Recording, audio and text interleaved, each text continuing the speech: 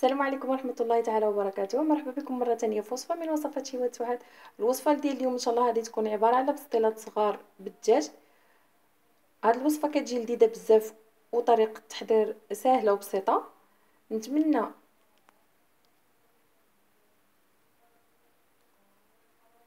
والمقادير ها هما هادو كما راكم تشوفوا. عندنا الدجاج.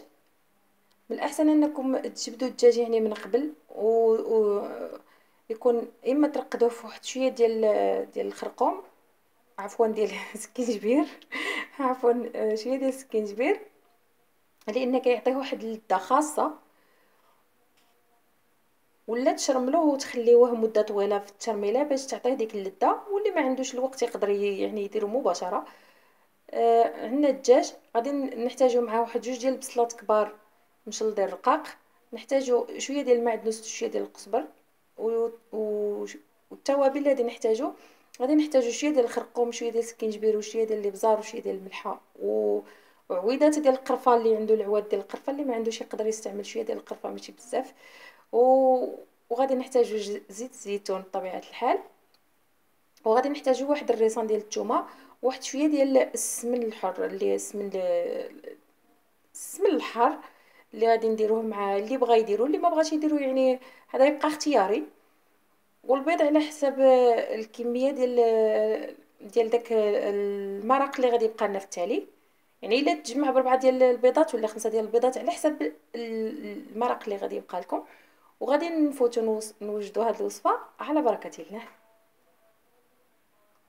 في الاول كما غادي نديروا الدجاج مع البصله مع المعدنوس والقزبر والثوم وهذوك العطريه وزيت الزيتون، وغادي نخليهم يتقلاو مزيان حتى يتقلى مزيان الدجاج. عاد من تما نمرقوه غير بكاس ديال الماء، ماشي بزاف، غير واحد الكاس ديال الماء، ونقصوا عليه ونخليوه يطيب على خاطرو. من الاحسن يعني قداش ما طاب مزيان بزاف، قداش وطاب مزيان قداش ما جا لذيذ وجا بنين. وغادي نخليكم مع الطريق. بعد ما الدجاج ديالنا هذا راه قريب يطيب، يعني قرب يطيب، درك غادي نزيدو عليه البصله ديالنا اللي كنا درناها هكذا، قطعناها رقيقه، غادي نزيدوها عليه وغادي نخليوه يكمل الطياب. حتى من يكمل الطياب ان شاء الله غادي نكملوا الوصفه. بعد ما حيدنا الدجاج بقات غير هذيك التغميره كما راكم تشوفوا هكذا، ندير هذيك البصيله وهذيك التوابل اللي معاه. دوك انا غادي ندير عليها البيض على حسب الكميه اللي عندكم ديال هذيك التغميره اللي بقات.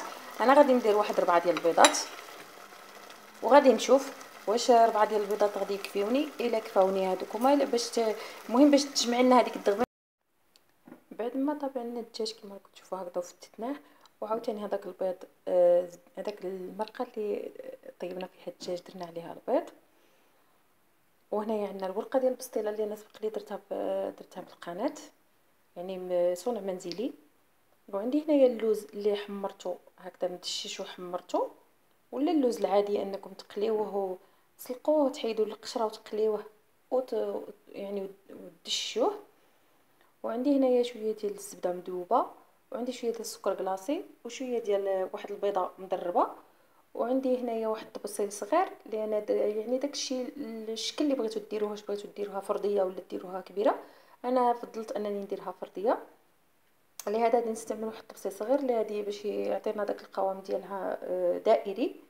انا درت هنايا داك الطبسيل صغير، درت فيه الورقه ديال البسطيله كما راكم تشوفوا. غادي ندهنوها بشويه ديال الزبده هكذا، زبده مذوبه، ندهنوا الورقه كامله.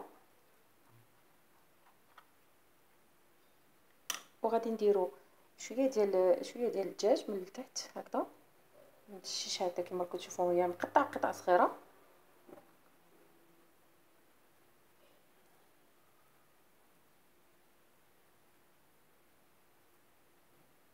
درك غادي نزيد هذاك البيض ديالنا اللي درنا معاه، اللي طيبناه في هذاك المرقه.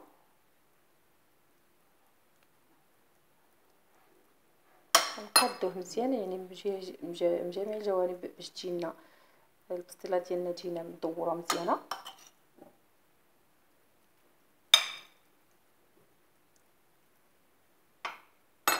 وغادي نديرو شويه ديال اللوز.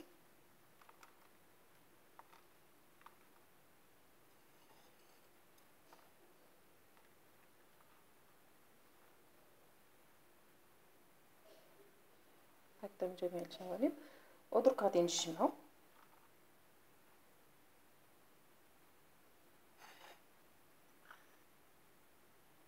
الجميع كما كتعرفوا كاملين، يعني كما ندير بسطيله كبيره هذه غادي نديروها فرديه.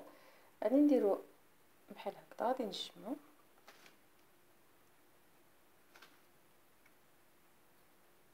غادي نديرو شويه ديال البيض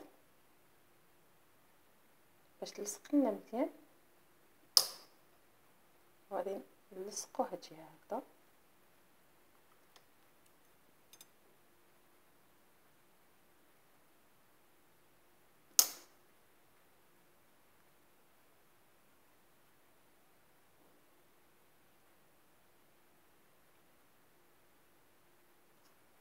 وهكذا غادي نستمروا حتى نكملوا نلصقوها كامله. نديروا شويه ديال البيض وغادي نلويو هكذا هكذا حتى نلويوها كامله، نجمعوها كامله. بعد ما جمعناها كامله غادي ندهنوها عاوتاني بالزبده مزيان، ندهنوها بالزبده مع الجناب باش تجي مكرمله الورقه. دروك غادي نزيدوا لها ورقه اخرى هكذا، ورقه اخرى نديروها فوقها هكذا، نديروها فوقها. غادي نجيبوا هذا الطاسيل وغادي نقلبوه هكذا. بعد ما قلبناها يعني غادي نديروا نفس الطريقه هكذا. غادي نديروا شويه ديال البيض وغادي نلصقوا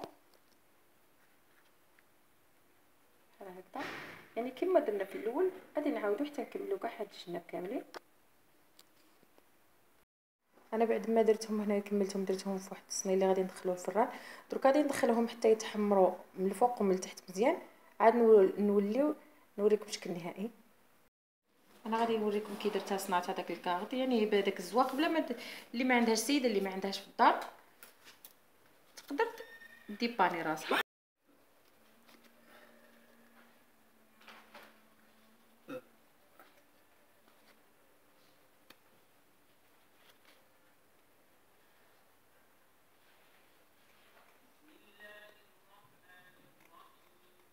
تقدر دير اي شكل بغات هي، يعني اي شكل باش يخرج لها. المهم انني هذا غير فكره.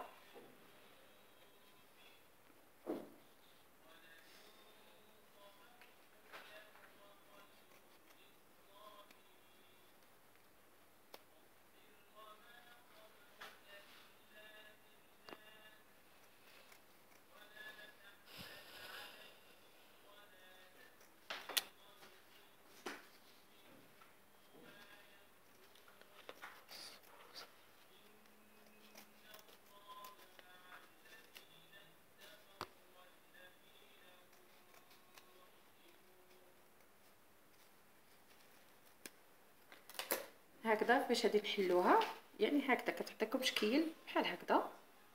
تقدروا تزينوا به هكذا كيجيكم زوين الشكل اللي بغيتو ديروه. انا غادي نعدلهم في طبق التقديم ونوريكم الشكل النهائي. الشكل النهائي ديال البسطيلات ديالنا الصغار هو هذا. صحه فطوركم، والى لقاء اخر بحول الله.